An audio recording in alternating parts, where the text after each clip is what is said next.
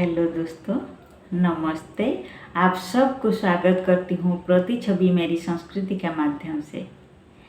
एक लोहा खंड जदुवंश का विनाश का कारण बन गया था।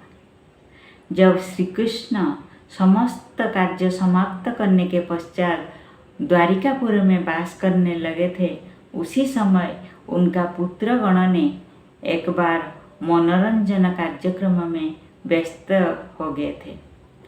उसी समय महर्षि अष्टवक्र ने उसी रास्ता में आ रहे थे। महर्षि अष्टवक्र को देखते ही श्री कृष्ण का एक पुत्र अपने आप को एक औरत का रूप में सुसज्जित करके अपना पेट में एक लोहा पिंडला बांधकर महर्षि के पास में पहुंच गया। दूसरे पुत्रों ने महर्षि को पूछने लगे, हे महर्षि, आप कृपया बता दीजिए, ये औरत का गर्भ में जो संतान पल रहा है वो पुत्र या कन्या? उनका ये बात सुनते ही महर्षि अपना ध्यान बल से पता लगा लिए कि ये लोग उनके साथ ठट्ठा परिहास कर रहे हैं। इसी कारण से महर्षि क्रोधित हो गए, बोले, उसी का गर्भ में ना कोई पुत्र है ना कोई कन्या है, उसी का उदर में जो चीज रखा हुआ है वही तुम्हारा वंश का विनाश का कारण बन जाएगा।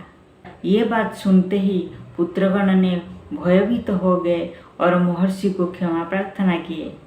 तभी महर्षि अष्टवक्र ने क्रोधित होकर उसी स्थान को छोड़कर चले गए।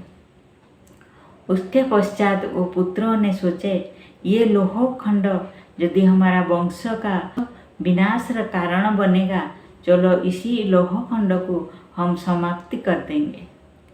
ये सोचकर पुत्रगण ने उसी लोह पिंडला को लेकर एक पहाड़ के ऊपर चले गए और समस्त बल प्रयोग करके उसको घिसते घिसते नष्ट करने लगे। जब वो लोह खंड घिस कर एक छोटा मछली के रूप में आ गया, उसी समय उन्होंने सोचे, ये छोटा सा लोह खंड हमारा वंश का विनाश का कारण कैसे बन सकता है, चलो अभी उसको इसी नदी के अंदर फेंक देंगे।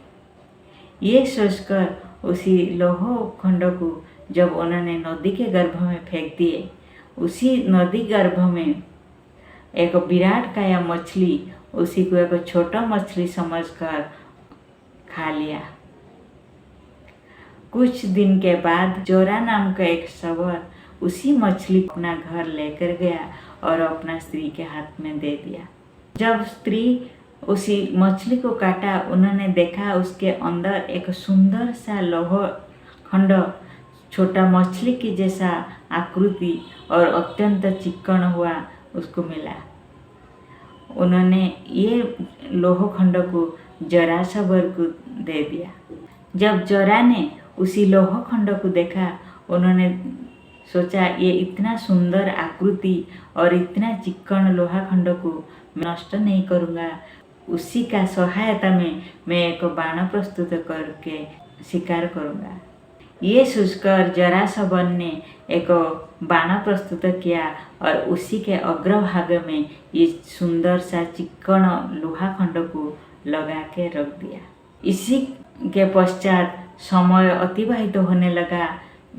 महाभारत युद्ध समाप्ति के समय गांधारी ने भगवान श्री कृष्ण को अभिशाप दिए थे, मेरा शतपुत्र जैसे मेरे सम्मुख में विनाश हो गए, मैं तुमको अभिशाप दे रहा हूँ, तुम्हारा भी 1000 पुत्र तुम्हारे सम्मुख में विनाश हो जाएंगे। ये अभिशाप को श्री कृष्ण ने हंसते हंसते स्वीकार कर लिए थे। इसी के फलस्वरूप उनका 1000 पुत्र शाकंभरी रस को पीने के कारण से एक दूसरे का जान ले गए और समाप्ति हो गए थे। जब समस्त कार्य समाप्ति हो गया था, जब द्वारिका नगर डूब गया था, तब श्री कृष्ण समझ गए थे अभी काल का निमंत्रण आ गया, अभी समस्त कार्यकलाप समाप्ति हो गया, अभी विश्राम का समय पहुंच चुका है। तभी श्री कृष्ण ने वन के अंदर चले गए और सियाड़ी लटा के ऊपर आनंद में विश्राम करने के हेतु सो गए। उसी समय जरा ने उसी बाणों को लेकर वन में घूम रहा था। उसने देखा सियारी लटा के अंदर गुलाबी वर्ण का कुछ दृश्यमान हो रहा है। उन्होंने भ्रम में पड़ गया और सोचा शायद कोई हिरन और सियारी लटा के अंदर छुपा है और ये उसका 2 कान ऊपर तरफ दिखाई दे रहा है। भगवान श्री कृष्ण का पाद को मृग का कान समझकर जरा ने उसको शरविद्ध कर दिया और उसी बाण जाकर भगवान श्री कृष्ण का पाद जुगल को छू लिया था। उसके पश्चात जरा ने अपना बाण का पीछा करते हुए अपना शिकार मृग को ढूंढते हुए जब पहुंचा तब देखा उसका बाण भगवान श्री कृष्ण का पादों में घुस गया। उन्होंने क्रंदन करने लगा और भगवान को क्षमा प्रार्थना करने लगा। तभी श्री कृष्ण ने बोले, हे जरा, इसमें तेरा कोई दोष नहीं है। ये लोहखंड अभिशप्त लोहखंड था। यह हमारा वंश का विनाश का कारण था, इसीलिए ये लोहखंड तेरा बाण में संयोग हुआ और यदुवंश का शेष संतक भावे मेरे ही प्राण नाश में सहायक हुआ, इसलिए तेरा कोई दोष नहीं है। ये विधि का विधान है।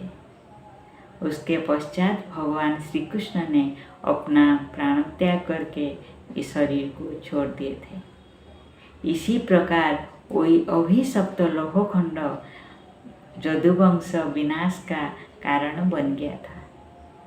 ये विषय वस्तु कैसे लगा जरूर जनाइएगा।